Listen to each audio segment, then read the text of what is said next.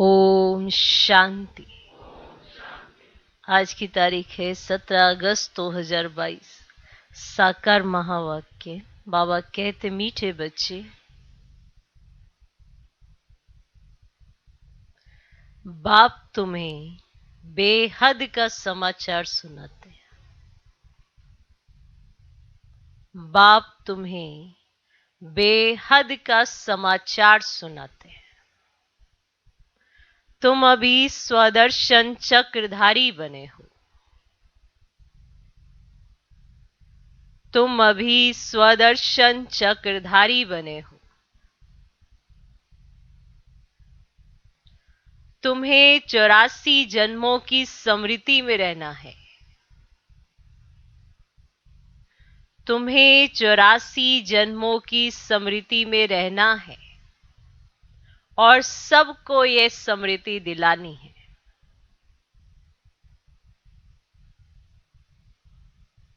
बाबा कहते, मीठे बच्चे, बाप तुम्हें बेहद का समाचार सुनाते हैं। तुम अभी स्वदर्शन चक्रधारी बने हो। तुम्हें 84 जन्मों की स्मृति में रहना है और सबको ये स्मृति दिलानी है।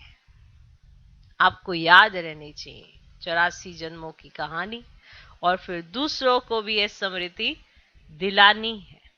आज का प्रश्न, शिव बाबा का पहला बच्चा ब्रह्मा को कहेंगे, विष्णु को नहीं, क्यों? शिव बाबा का पहला बच्चा ब्रह्मा को कहेंगे, विष्णु को नहीं, क्यों? उत्तर, क्योंकि शिव बाबा ब्रह्मा द्वारा ब्राह्मण संप्रदाय रचते हैं। क्योंकि शिव बाबा ब्रह्मा द्वारा ब्राह्मण संप्रदाय रचते हैं। अगर विष्णु को बच्चा कहें तो उनसे भी संप्रदाय पैदा होनी चाहिए। अगर विष्णु को बच्चा कहें तो उनसे भी संप्रदाय पैदा होनी चाहिए, परंतु उनसे कोई संप्रदाय होती नहीं। परंतु उनसे कोई संप्रदाय होती नहीं। विष्णु को कोई मम्मा बाबा भी नहीं कहेंगे। विष्णु को कोई मम्मा बाबा भी नहीं कहेंगे।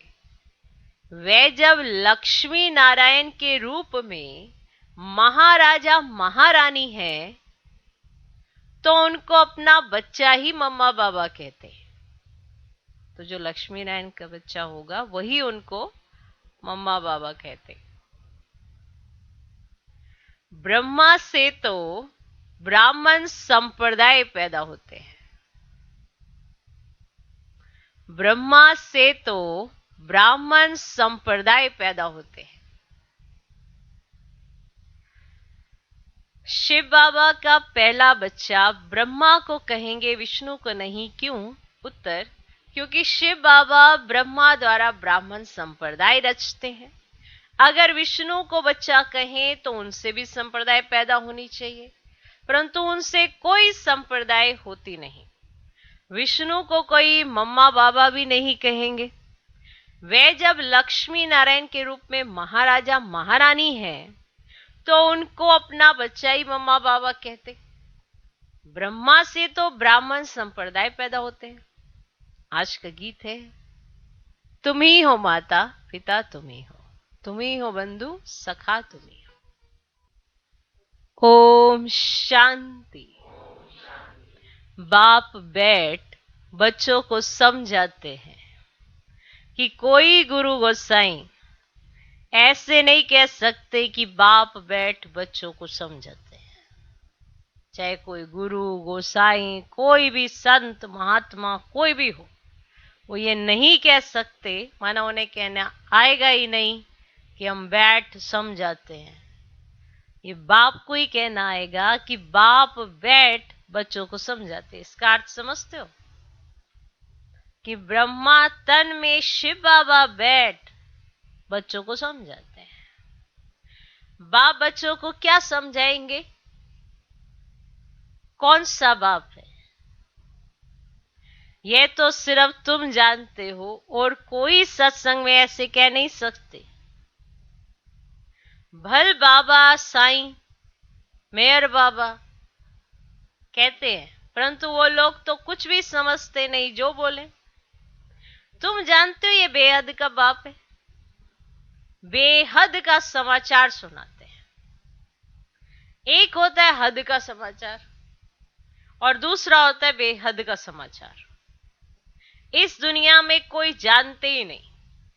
बाप कहते हैं तुमको बेहद का समाचार सुनाते हैं तो तुमको सृष्टि के आदि मध्य अंत का ज्ञान बुद्धि में आ जाता है। तुम जानते हो बरोबर बाप ने अपना परिचय दिया है और सृष्टि चक्र कैसे फिरता है ये भी यथार्थ रीति समझाया है। जानते हो, उसे समझकर हम औरों को समझाते हैं। बीज को परम पिता परमात्मा व बाप कहते हैं। हम हैं उनके बच्चे आत्माएं। तुम बच्चों की बुद्धि में है कि हम आत्माएं परमात्मा की संतान हैं। परम पिता परमात्मा परम धाम में रहने वाले हैं। उन्होंने मूल वतन का समाचार समझाया है। समझाया ना आपको? कैसे ये सारी माला बनती है। पहले पहले बाप समझाते मैं तुम्हारा बाप हूं और मैं परम धाम में रहता हूं। मुझे ही नॉलेजफुल ब्लिसफुल कहते हैं। मैं आकर तुम आत्माओं को पवित्रता सुख शांति का वर्षा देता हूं। बच्चों की बुद्धि में ये फिरता रहता है। हम असल में कहां के रहने वाले हैं? हम सभी आत्माओं को भी पाठ बजाना है।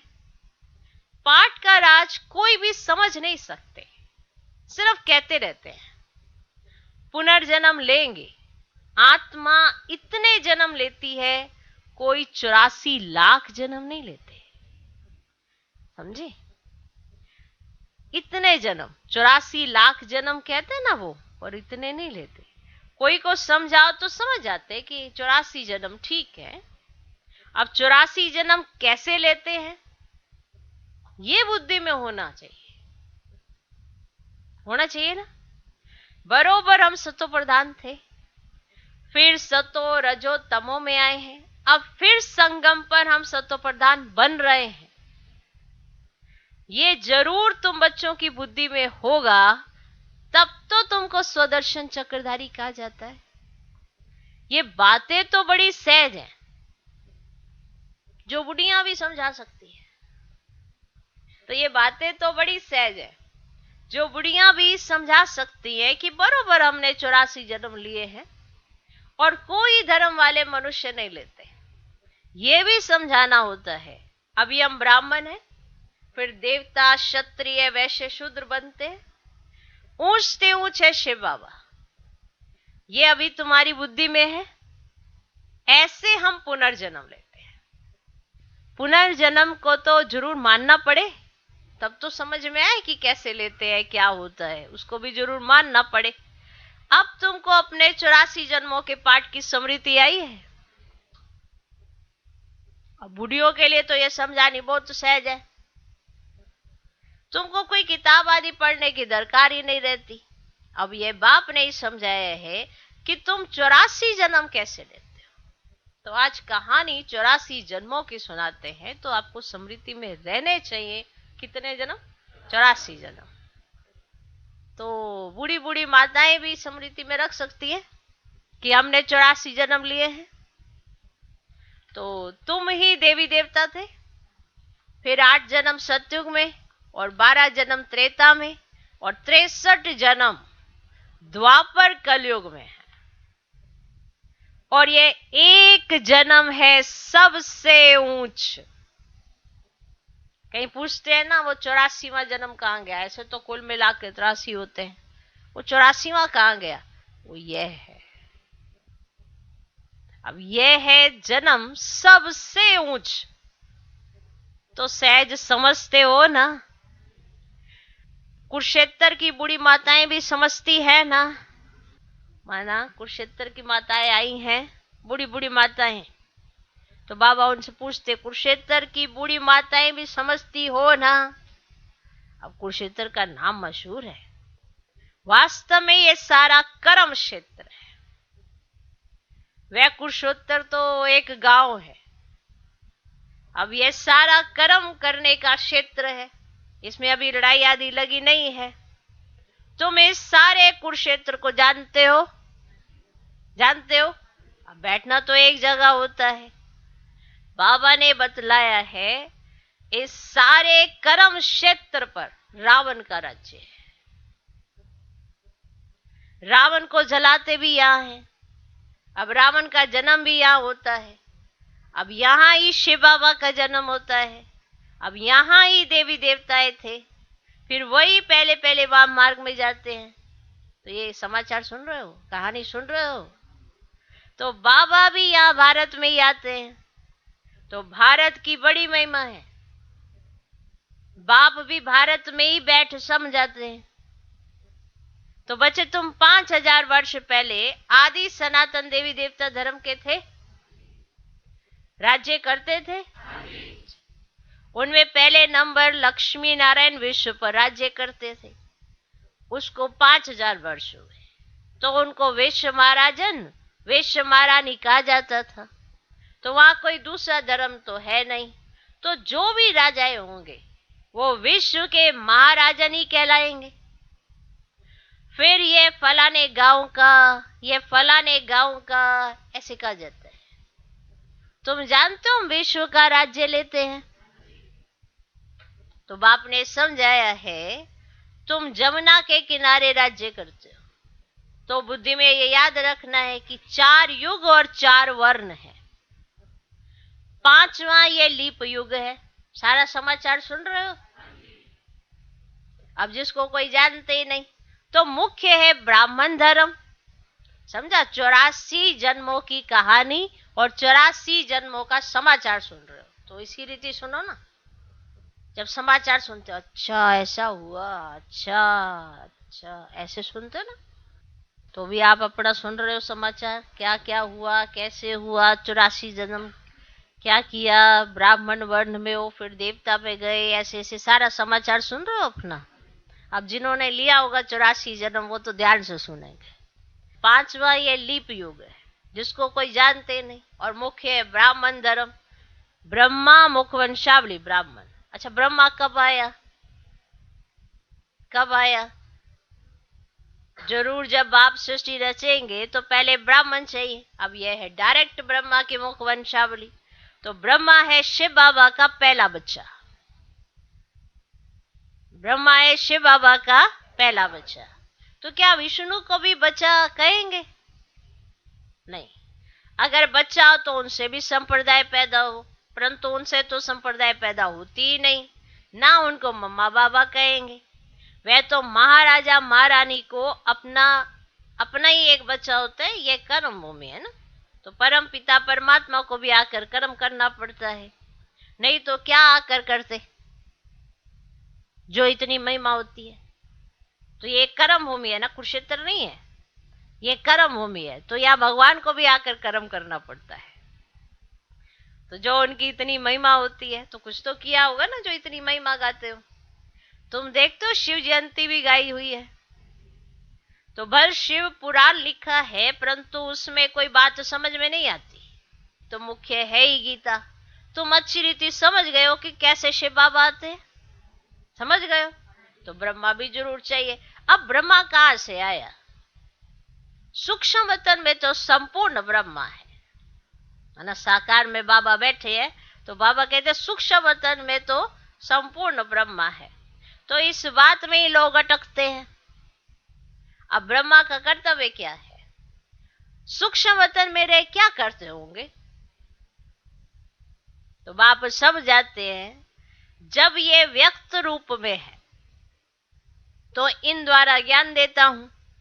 जब ये व्यक्त रूप में है, माना साकार में है, साकार दुनिया में, तो इनके द्वारा ज्ञान देता हूं।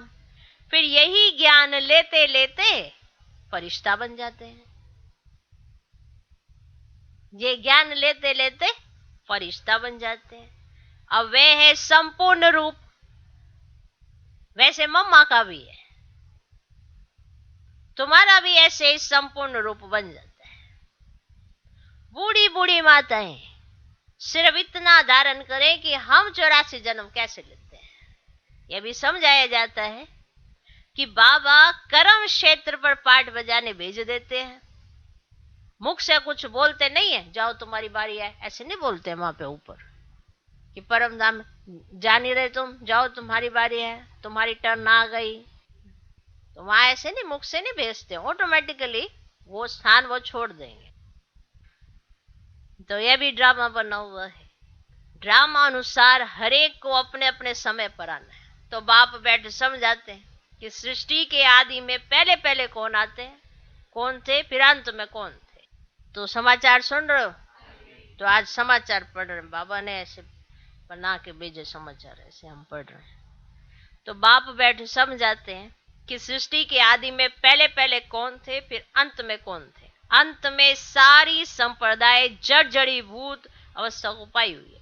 बाकी ऐसे नहीं कि परले हो जाती है, फिर श्री कृष्ण अंगूठा चूसता हुआ आता है। तो बाप ब्रह्मा द्वारा स्थापना करते हैं ना नई संप्रदाय की। परम पिता परमात्मा इस दैवी सृष्टि की रचना कैसे करते हैं, ये तो तुम जानते हो, जानते हो। अब वे तो कृष्ण को समझ बैठे हैं। तुम जानते हो बाप ही पतित पावन है, अंत में ही आएंगे पावन बनाने। जो कल पहले पावन बने थे वही आएंगे, आकर ब्रह्मा के मुख वंशावली बनेंगे और पुरुषार्थ कर शिव बाबा से अपना वर्षा लेंगे। रचयिता नॉलेजफुल वे है ना, वर्षा बाप से ही मिल सकता है, दादा को भी उनसे मिलता है, उनकी महिमा गाई जाती है। तमेव माता च पिता तमेव, बरोबर सच्चा सुख देने वाला वह है। यह भी तुम जानते हो, दुनिया नहीं जानती। जब रावण राज्य शुरू होता है तभी दुख शुरू होता है। रावण बेसमझ बना देता है। तो बालक में जब तक विकारों की प्रवेशता नहीं है तो उनको महात्मा समान कहते हैं, है ना। जब तक बालक के अंदर विकारों की प्रवेश, इसलिए बच्चे जो है ना वो बहुत आकर्षित करते हैं, भले वो किसी के साथ कुछ व्यवहार नहीं कर रहे हैं। कहीं समझते ना व्यवहार करने से ही प्यार होता है। अब बच्चा क्या व्यवहार कर रहा है, कुछ भी नहीं, पर वो आकर्षित बहुत कर रहा है। वो जो उसकी पवित्रता है ना वो आकर्षित करती है, हर एक को आकर्षित करती है बच्चे की पवित्रता, माना उसमें इतना आकर्षण होता है। सोचो, सोच के देखना कभी। आपको लगता है कि व्यवहार करने से ही आपस में संबंध गहरे होते हैं, तो उस बच्चे में क्या है ऐसा जो सब उसकी तरफ आकर्षित होते हैं? पवित्रता, पवित्रता में बहुत बल है, वही आकर्षण होता है। तो बालक में जब तक विकारों की प्रवेशता नहीं है तो उनको महात्मा समान कहते हैं। जब बालिग होता है तब लौकिक संबंधी उनको दुख का रास्ता बताते हैं। पहला रास्ता बतलाते हैं कि तुमको शादी करनी है, पहले ही उसकी बुद्धि के अंदर डाल देते हैं कि तुमको शादी करनी है। तो वो व्यक्ति ऐसे ढूंढता रहता है किससे करूं, किससे करूं, ऐसे ट्यूबलाइट लेके घूमता रहता है। वहीं से विकारों की प्रवेशता हो जाती है उसकी बुद्धि में, बुद्धि मलिन हो जाती है। धीरे धीरे उसके अंदर जो उसकी प्योरिटी थी वो खत्म होती चली जाती है। तो इसलिए पहला उसको रास्ता बताते हैं कि तुमको शादी करनी है। लक्ष्मी नारायण राम सीता ने क्या शादी नहीं की, ऐसा भी बताते हैं। परंतु उन्हों को पता ही नहीं कि उन्हों का पवित्र प्रवृत्ति मार्ग था, ये अपवित्र प्रवृत्ति मार्ग है। अंतर है बहुत बड़ा। वे तो पवित्र स्वर्ग के मालिक थे, हम तो पतित नरक के मालिक हैं। ये ख्याल बुद्धि में आता ही नहीं। तुम भारत की महिमा सुनाते हो, क्या ये भूल गए हो भारत स्वर्ग था, आदि सनातन देवी देवता धर्म था, पवित्र थे। तब तो अपवित्र उनके आगे जाकर माथा टेकते हैं। पतित पावन बाप ही पावन दुनिया की स्थापना करते हैं।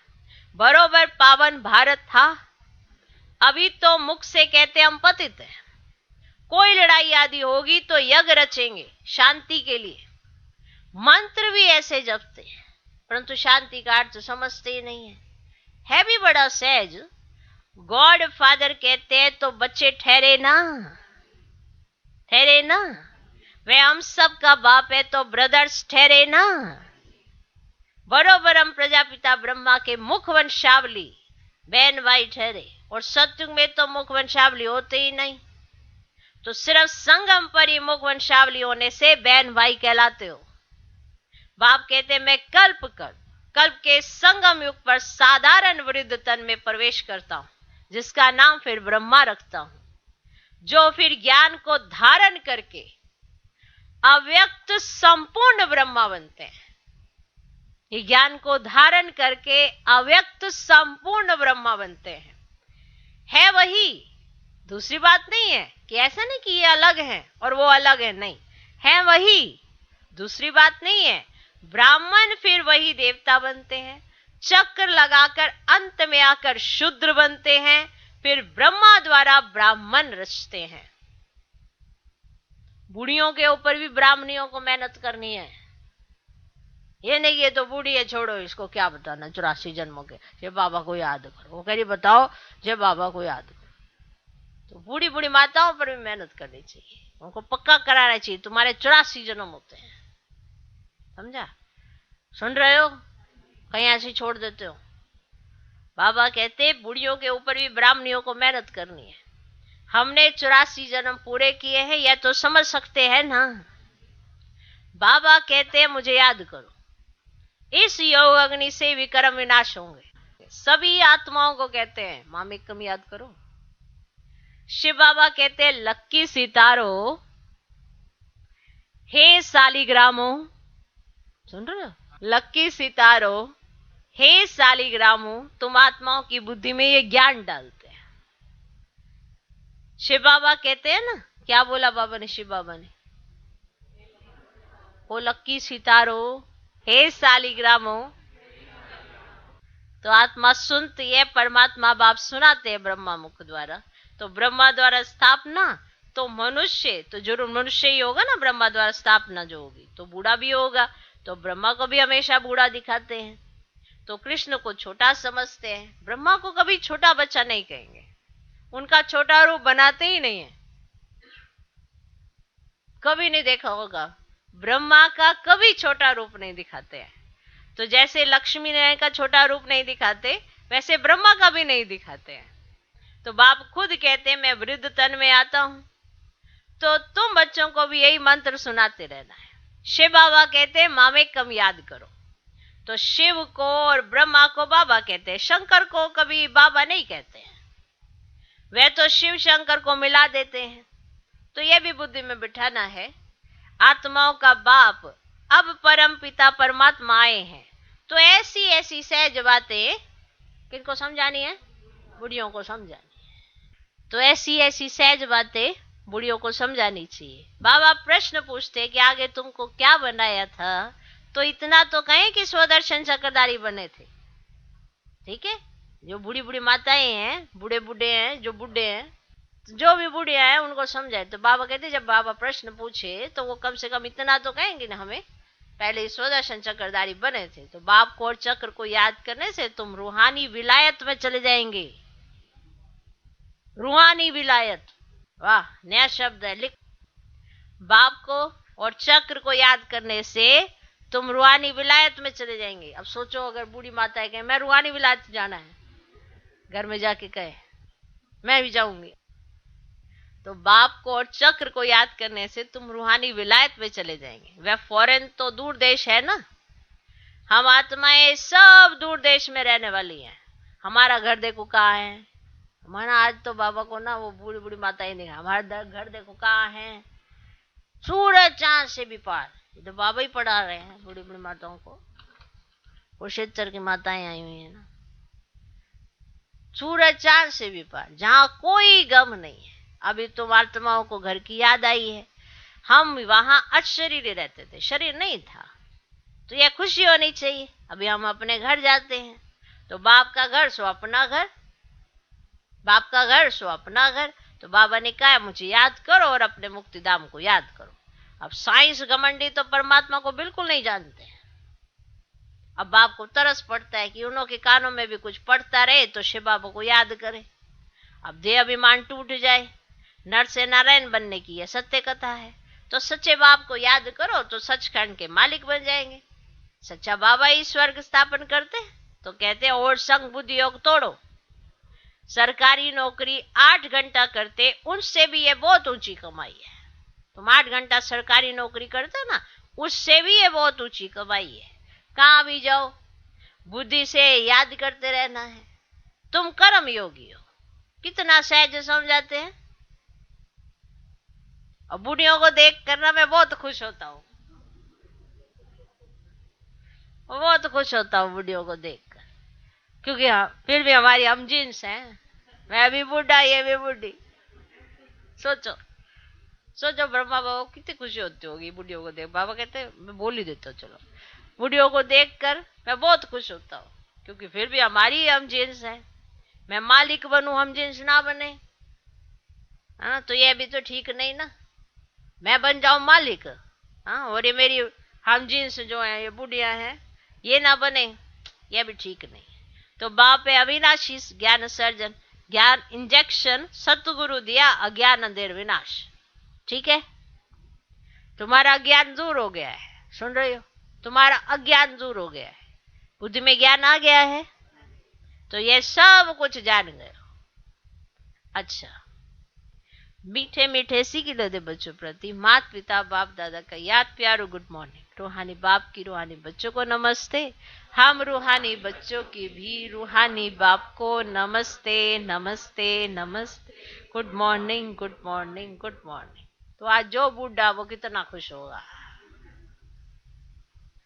ये बूढ़ा होने का टाइटल कितना अच्छा है, क्योंकि हम बाबा के हम जीन्स।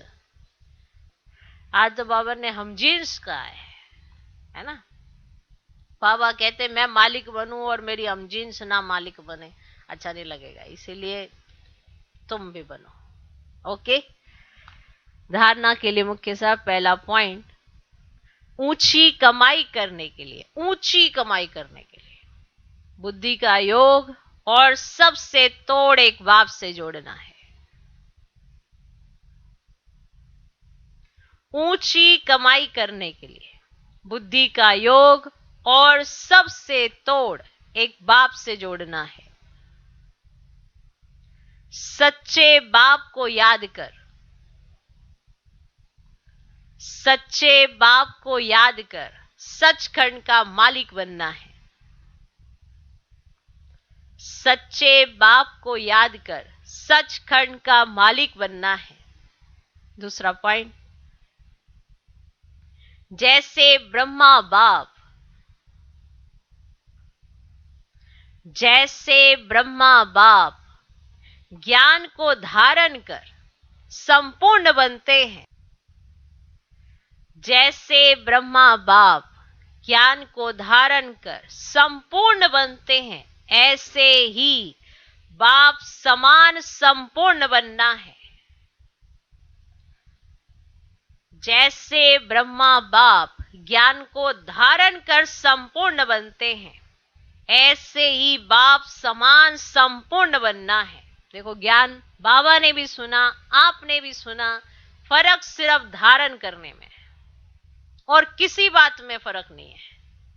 ऐसा नहीं कि बाबा ने कुछ एक्स्ट्रा सुना और आपने कुछ कम सुना, नहीं, जो बाबा ने सुना वो आपने सुना, पर धारणा में फर्क है। बाबा ने जो सुना उसको तुरंत धारण किया, इसलिए संपूर्ण फरिश्ता बने। अब हमारी बारी है, जो सुन रहे हो उसको धारण करो तो संपूर्ण बनेंगे। बनना तो है, पर आपने बनना है या नहीं बनना, ये भी तो आपका पुरुषार्थ तय करेगा ना। बाबा तो सुना रहा है, कब बनना है, आदि में बनना है, अंत में बनना है, समय परमान बनना है, कब बनना है, ये आपका पुरुषार्थ तय करेगा। कितना पुरुषार्थ आप करते हैं, कैसा पुरुषार्थ है आपका, कर्म कैसे हैं आपके, ये सब बताते हैं। तो जैसे ब्रह्मा बाप ज्ञान को धारण कर संपूर्ण बनते हैं, ऐसे ही बाप समान संपूर्ण बनना है। आज का वरदान, अटूट निश्चय के आधार पर, अटूट निश्चय के आधार पर विजय का अनुभव करने वाले सदा हर्षित और निश्चिंत भव।